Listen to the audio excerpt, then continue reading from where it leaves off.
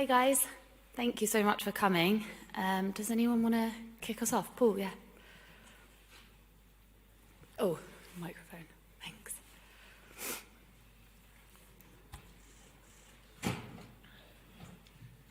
Hi, Leandro. Hi. Just wondering, after Sunday, how ready are this group of players to react in an arena like this at this stage of the season? I think everyone is ready. Like you said, I think we can use it as a reaction. It's a big opportunity for us. It's on the biggest stage, so everyone wants to show what we are capable of, and yeah, there's no better way to do it tomorrow. Simon? Leandro, just when you've got people in the title race sort of saying Manchester City have won it, does when you have people writing you off motivate the squad even more? I don't think we need anyone to motivate us. I think our group is experienced enough to deal with those kind of situations. We had it last year as well. Everyone still believes in it. We're still tight. And yeah, 6 games left in the Prem, and we want to win them all. Sam, just down here.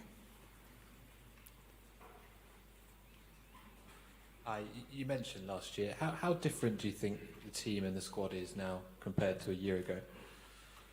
Yeah, first of all, I would say more experienced. We had that one last year. And yeah, we have just such a good squad with quality players who can decide games as well. Last couple of weeks, months, how we defended our goal as well. So I think just in general we evolved, and yeah, we're still in a really good moment. Kaya? Sorry. Hi, Leo. You mentioned the experience from last season in the title race, but at this stage of the Champions League, for most of the squad, it's their first time experiencing it. I wonder, what have you learned across the course of the competition? What did you learn from the first leg? And also, as one of the more experienced players in the group, do you feel sort of a need to help the younger players through the sort of the difficult periods in this run? That every game is tough. Yeah, we have experienced it in the group stage as well as Porto and last game, but I think we showed character as well, especially last game where we came back, and obviously, yeah, it's a top side where we're playing against, and they can hurt you in many different ways, and we need to be on top of our game. Your goal last week was, I think it was the 6th goal you've scored coming off the bench. That's more than any other player in Europe's top 5 leagues this season. It's almost, because of that, a view of maybe you're better as an impact player. As a player yourself, is that a tag you would appreciate, or would you much rather kind of be seen more as someone who makes more of an impact from the start? I think I've done it both from the start and as an impact. Obviously, it's nice that you can bring that to the team. Even when you're on the bench, you can come in and help the team to get goals, and that's nice for me. But I think I can do either. Start, I think I showed myself as well. But like I said, I'm always ready to help the team, is it as a sub or as a starter. One more up here. How special is it for you to play a quarterfinal in the Champions League here in Munich, and how would you compare Bundesliga to the Premier League? Yeah, it's very special. I think that's where you live for as a football player, to come to these stages and to such stadiums. How to compare, it's hard. I've never played in the Bundesliga, so for me it's I can't really say anything on it. I know they're very competitive in both leagues, and that's the only thing I can say. Hi. A lot's been made of Arsenal and getting to this part of the season and things slipping away. Is it something you've spoken about as a squad, not missing this opportunity and letting pressure affect you at this part of the season? Not in particular, but I think we had just because of one game, there's a lot of talks, but we have been really good. Especially this year, we were unbeaten up until that last game. And that's what happens in football. We just need to keep going. Like I said before, we want to win every game from now. That's how we approach every game. And yeah, we just need to keep the right mindset. Anyone else? Yeah, one more, Paul.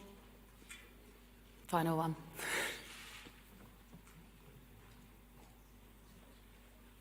Wondered, have you practiced penalties if it comes to that, and if so, would you step up and take one if it does reach that stage of the game? To be fair, we do it throughout the whole season. And every game we play on training, we always do pens as well. So I think that helped us as well throughout the season already. And yeah, of course, if the manager wants me to take one, I've showed it as well with the Community Shield as well. And last season I took one in the Europa League, so I will always be ready to take one. Cool, we'll finish it there. Thank you, guys.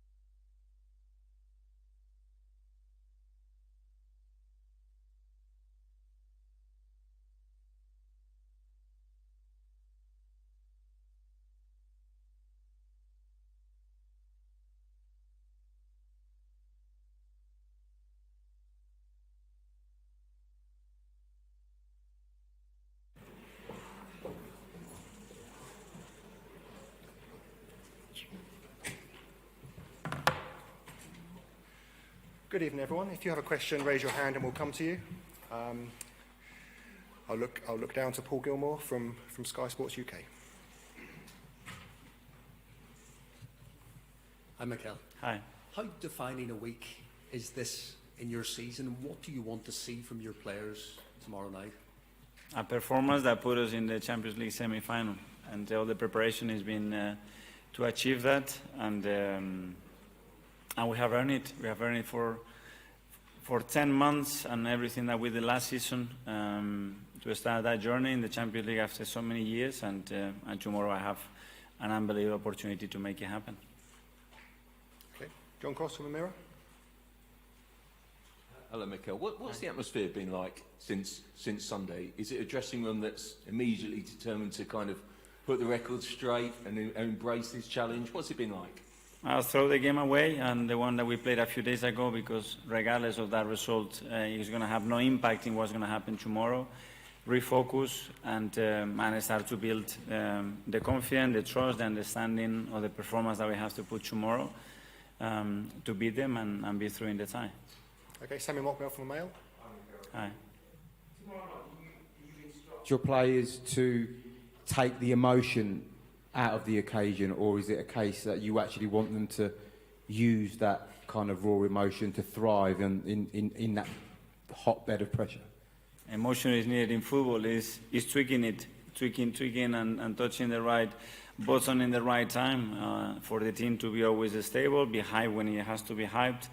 And I think we did that really well in London, because after scoring the first goal, we had a game that we had a big chance to score the second one, and then suddenly in 5-10 minutes they are ahead, and we were really controlled, really mature, not to throw everything away in that moment, find our rhythm, our moment, to score a really good goal, and the reaction of the team was straight away to try to score the third one. Ian from the BBC.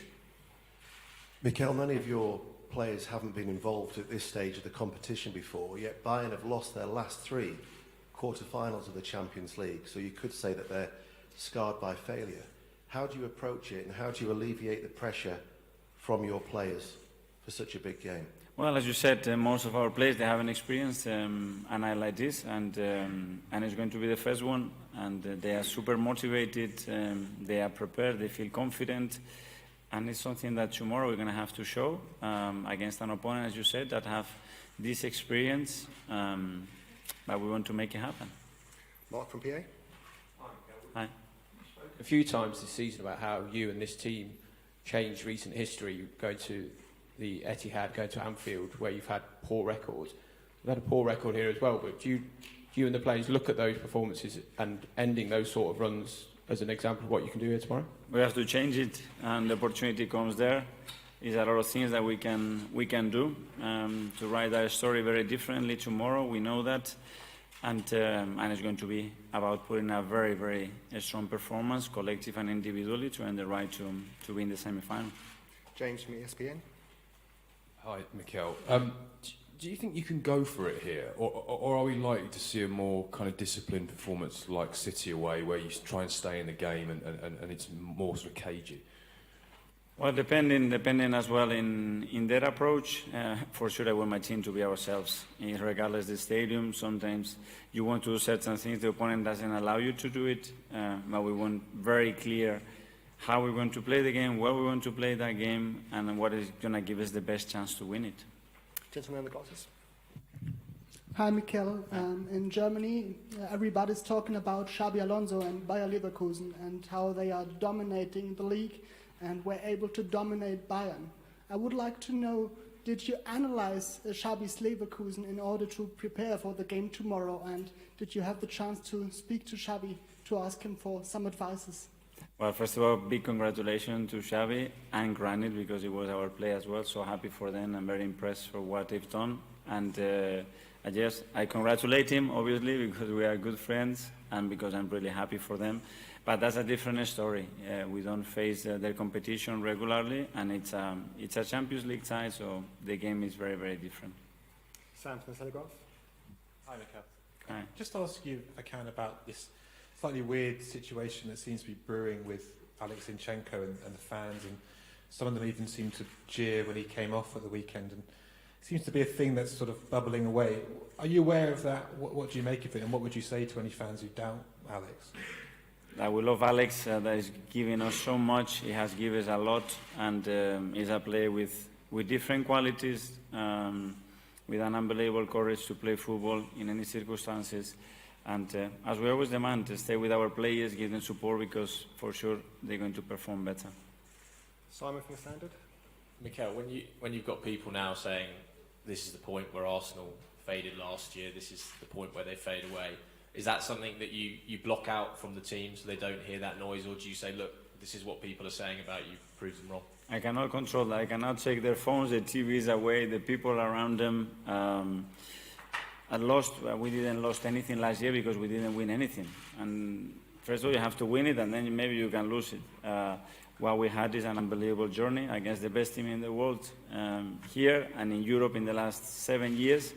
And this is where we want to be, and we're not satisfied. We want to be better, and that's the level that we are competing with. So we'll try again our best till the last day to try to bring those cups and be successful. Jordan from The Sun. Hi, Mikel. Hi. How important is it to get the team right from the start? In the first leg, you brought off Kiriot at half-time. There were some issues. Just how much have you been thinking about it, and how crucial is it that you get key positions right?